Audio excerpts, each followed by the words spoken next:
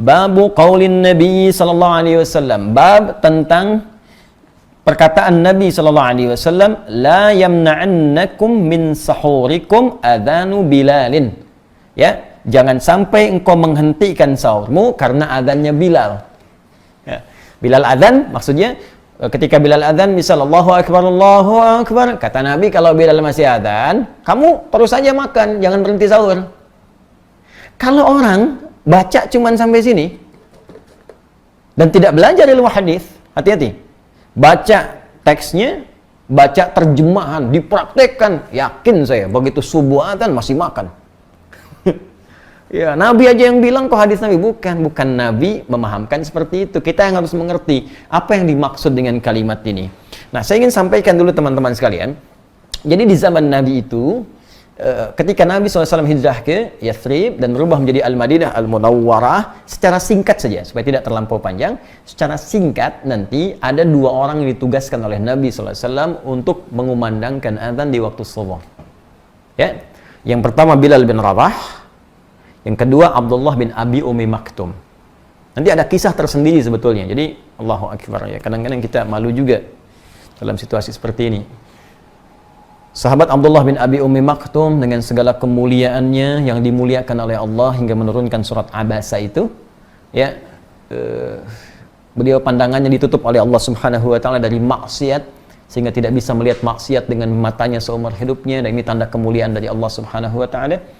Kemudian di usianya yang sepuh pun Masya Allah masih tergerak untuk bisa memaksimalkan ibadah dan menyadari bahwa ada sisa hidup yang harus dimanfaatkan. Itu cara berpikir sahabat.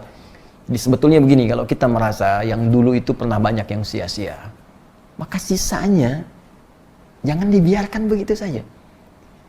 Kan kadang-kadang kita merasa yang dulu itu banyak salahnya, lalu kenapa sisanya tidak mencari soleh ya? Dan Anda paham suatu saat akan pulang, saat akan meninggal. Bahkan dalam situasi seperti ini ditampakkan hampir tiap hari. Ada yang wafat, diumumkan kematian sekian, dan mungkin kita menyusul berikutnya. Kenapa kita hanya menikmati data? Lalu masih sibuk mengumpulkan harta. Karena dalam situasi semacam ini, Nabi mengingatkan, kamu mesti ingat, kembali kepada Allah, kamu akan pulang. Coba lihat apa yang akan dihisab. Ingat-ingat baik-baik. Itu yang dibawa dalam pemikiran para sahabat, sehingga dalam situasi itu Abdullah bin Abi Ummi Maktum berusaha meningkatkan amalnya kepada Allah Subhanahu wa taala sehingga beliau dikenal sebagai ahli masjid. Ya, datang ke masjid walau mata tak bisa melihat, ya, tapi berusaha mencari jalan terbaik sampai ke masjid dengan suasana masjidnya, tiangnya masih dari pelepah-pelepah kurma, atasnya daun-daun kurma, bahkan sebelumnya tak ada atap. Di kalau panas kepanasan, kalau hujan ya pasti basah, gitu kan. Nanti kita akan masuk saat masuk tanda Lailatul Qadar, ya, dan salah satu hadis menyampaikan Nabi di atasnya ada semacam kotoran yang melumpur, ya. Nah, itu tandanya malamnya hujan. Jadi ini menunjukkan kalau hujan ya salat mereka dalam keadaan juga basah, kalau panas ya kepanasan. Singkatnya, beliau senang ke masjid tapi punya keterbatasan untuk subuh. Ya, jadi kalau maghrib bisa i'tikaf ke isya, zuhur bisa ke asar, tapi subuh agak sulit. Nah, maka beliau datang kepada Nabi SAW dengan mengatakan, kalau kalimat kita, ya Rasulullah, li ya rukhsah, ya Rasulullah, apakah boleh saya minta keringanan untuk subuh saya nggak ke masjid karena situasi begini, mata tak bisa melihat, jalan tidak mudah, kan? Apa jawab Nabi? Nabi tidak langsung mengiyakan, tidak juga menolak. Kata Nabi, atasma'ul adzan, apakah anda masih mendengar adzan? Suara adzan masih sampai nggak? Kata beliau, bala, ya saya dengar suara adzan. Kata Nabi, bima makna? Ya, Allahu Akbar, madum tasma'ul adzan fa'addiha fil masjid. Selama masih kedengaran adzan, maka berusaha tunaikan ke masjid. Nah, ini kalau dalam fiqh mustahil ada satu penekanan yang kuat menunaikan ibadah kecuali bersanding dengan keistimewaan dan pahala yang begitu besar. Karena itu nanti di hadis Muslim, ke masjid itu baru datang saja dalam situasi yang normal ya, bukan kondisi seperti wabah dan sebagainya. Jadi jangan dipahami dengan berbeda. Dalam kondisi normal, datang ke masjid saja, baru kita masuk tuh dapat 25 pahala dituliskan, belum ngapa-ngapain, baru masuk dengan niat ibadah. Jarak satu keduanya 500 tahun, dua ketiga 500 tahun, itu tinggi sekali. Dari peristiwa ini, maka esoknya beliau berusaha untuk datang ke masjid subuhnya dengan cara yang berbeda. Jadi kalau subuh 4.30, Allahu Akbar, beliau sudah meraba jalan. Kalau kita mungkin jam 3 dari rumahnya, datang ke masjid jam 4.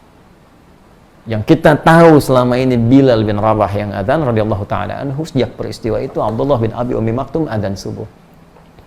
Itu yang menjadikan nanti Nabi menetapkan adzan 2 kali. Saat subuh adzan pertamanya itu Bilal. Adzan keduanya Abdullah bin Abi Ummi Maktum. Nah, adzan pertama ini itu dilakukan oleh Bilal sebelum masuk waktu subuh. Di waktu ya tertentu. Kapan waktunya? Mari kita baca. Nanti begitu subuhnya masuk, baru Abdullah bin Abi Ummi Maktum itu adzan. Ya, karena Bilal adzan pertama sebelum masuk waktu subuh, karena itulah Nabi mengatakan kalau Bilal adzan, masih makan kalian, jangan berhenti. Nah, maka kalimatnya bukan imsak. Teruskan makan malah kata Nabi. Ya, ini kalimatnya jelas tuh. La yamna'annakum ya min sahurikum adzanu Bilal.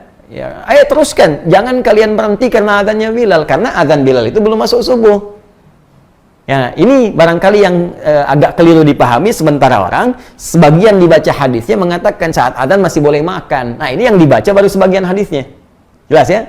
Baru sebagian, nanti ada beberapa hadis yang terpisah versinya, itu yang dimaksud adzannya Bilal. Ketika masuk adzannya Abdullah bin Abi Ummi Maktum, maka berhentilah Anda dari makan dan minum, karena waktunya tiba untuk memulai puasa. Antara jeda itu apa yang terjadi? Yuk kita baca hadisnya. Haddatsana Ubaid bin Ismail an Abi Usamah an Ubaidillah an Nafi' an Ibnu Umar wal Qasim bin Muhammad an Aisyah ummul mukminin radhiyallahu taala anha anna Bilalan kana yu'adzinu bilailin. Hadisnya tersambung pada ibunda kita semua, Sayyidah Aisyah ummul mukminin, semoga Allah memuliakan beliau, memuliakan segala keutamaannya, menyayangi beliau dan senantiasa pasti disayangi dengan Nabi sallallahu alaihi wasallam beserta seluruh istri-istri beliau tercinta, ibunda kita semua. Baik. Beliau menyampaikan bahwa Bilal ya, itu biasa saat Ramadan itu beliau menunaikan adzannya di waktu masih malam. Lailin, kalimat lain itu lail itu belum masuk fajar. Di fajar belum masuk, Bilal yang biasa adzan. Ya, faqala Rasulullah sallallahu alaihi wasallam, maka Rasulullah sallallahu alaihi wasallam bersabda, "Kulu washrabu hatta yu'adzina Ibnu Ummi Maktum, fa innahu la yu'adzinu hatta yatlu'al fajr." Fa innahu la yu'adzinu hatta yatlu'al fajr. Ya. Baik. Qala al-Qasim wa lam yakun baina adhanihima illa an yarqa dha wa yanzila dha. Allahu akbar. Tuh, maka kata Sayyidah Aisyah, Bilal biasanya yang adzan sebelum subuh. Waktunya masih belum masuk fajar. Maka kata Nabi, kulu washrabu, kalian teruskan makan dan minum. Ayo makan minum. Hatta yu'adzina ya, Ibnu Ummi Maktum. Sehingga nanti sampai tiba adzannya sahabat Abdullah bin Abi Ummi Maktum. Ya, fa innahu la yu'adzinu hatta yatlu'al fajru. Karena tugasnya Abdullah bin Abi Ummi Maktum ini tidak adzan kecuali saat masuk waktu subuh. Ya, paham sampai sini? Nah, sekarang pertanyaan keduanya, berapa jaraknya dari Bilal adzan sampai ke Abdullah bin Abi Ummi Maktum adzan, dan apa yang dikerjakan di sela-sela ini? Ini yang menjadi sunnah kita untuk bisa kita ikuti. Ya, baik. Jadi kesimpulan pertama sebelum kita teruskan, ya, jadi dari adzan Bilal itu adzannya peringatan. Jadi bukan adzan subuh. Nah, ini nanti diabadikan sampai sekarang di Madinah. Sampai sekarang itu adzan subuh di Madinah 2 kali. Ya, jadi ada adzan pertama, adzan kedua. Adzan pertamanya peringatan bahwa subuh akan tiba. Jadi kalau Anda baru pertama umrah, nyampe ke Madinah atau haji, ya pertama ke Madinah dulu, dengar adzan pertama, jangan langsung sholat subuh. Jangan terlampau soleh, bisa salah nanti. Ya, baik. Jadi itu bukan adzan subuh, itu adzan pertama peringatan untuk menunjukkan sebentar lagi subuh tiba. Cepat bangun, cepat siap-siap. Masjid Nabi beda dengan masjid biasa. Ada 10.000 keutamaan di situ. Sekali sholat 10.000, ya kan? Masjidil Haram 100.000, Masjidil Aqsa 1.000. Jelas? Nah, sekarang jadi kita pahami dulu adzan pertama peringatan. Jadi kalau kita ingin ingatkan boleh, kalau ingin ikut sunnah Nabi bisa. Adzan misalnya Allahu Akbar, tapi sampaikan dulu pada masyarakat. Jangan ujug-ujug adzan sunnah Nabi baru Anda yang belajar, masyarakat belum tahu. Begitu jam 4 sudah adzan di komplek. Allahu Akbar. Di demo Anda ke masjid sama ibu-ibu. Woi, belum. Gitu kan? Nah, jadi mohon maaf, pelajari dulu, sampaikan ke masyarakat. Jadi wasilah itu bisa berbeda. Ya bisa misalnya adzan, kalau tahu itu bisa dengan menginfokan Bapak Ibu sahur, sahur, sahur. Sunnah. Sebentar lagi akan tiba waktu subuh 15 menit lagi, ya kan? 20 menit lagi, sunnah. Diingatkan boleh jadi ada yang tak sadar. Jelas ya? Nah, tapi jangan salah juga, imsak, belum. Kalau belum tiba subuh. Nah, antara yang pertama tadi dengan adzan subuh apa yang dikerjakan? Bab qadri kam baina as-sahuri wa salatil fajri. Ya, bab pembahasan tentang berapa ukuran antara sahur tadi yang adzannya Bilal ke adzan subuh. Ya. Haddatsana Muslim ibnu Ibrahim, haddatsana Hisham, haddatsana Qatadah an Anas an Zaid bin Thabit radhiyallahu taala anhu qala. Hadisnya dari sahabat mulia yang pernah diadopsi oleh Nabi sallallahu alaihi wasallam, ya, dan sangat mencintai Nabi, Nabi pun mencintai beliau, pernah jadi tameng Nabi ketika dilempari saat ke Taif, dan sungguh mulia beliau, ya, sahabat Zaid bin Thabit radhiyallahu taala anhu. Qala, beliau menyampaikan informasi kepada kita, tasahharna ma'an Nabi sallallahu alaihi wasallam. Kami sahur bersama Nabi sallallahu alaihi wasallam. Ini langsung haditsul fi'li. Hadisnya berupa perbuatan. Kalau sudah perbuatan ini sudah selesai. Ya, artinya apa? Artinya ya ini jadi referensi yang sangat kuat. Ya, jadi sahabat yang langsung mengalami bersama Nabi, silsilah sanadnya sampai juga kepada Al-Imam Al-Bukhari dan kualifikasi ketat hadisnya sahih. Tsumma qama ila salati qultu. Ya, kemudian sampai kami salat. Jadi dari sahur bersama Nabi terus ya sampai waktu ke subuh, sampai mau salat. Kemudian beliau bertanya, kam kana bainal adzan ya was sahur. Kemudian aku bertanya kepada Zaid bin Thabit. Jadi Anasnya bertanya kepada Zaid bin Thabit, kam kana bainal adzani was sahur, menurut pengalaman engkau saat engkau sahur bersama Nabi sampai ke adzan itu jaraknya berapa lama?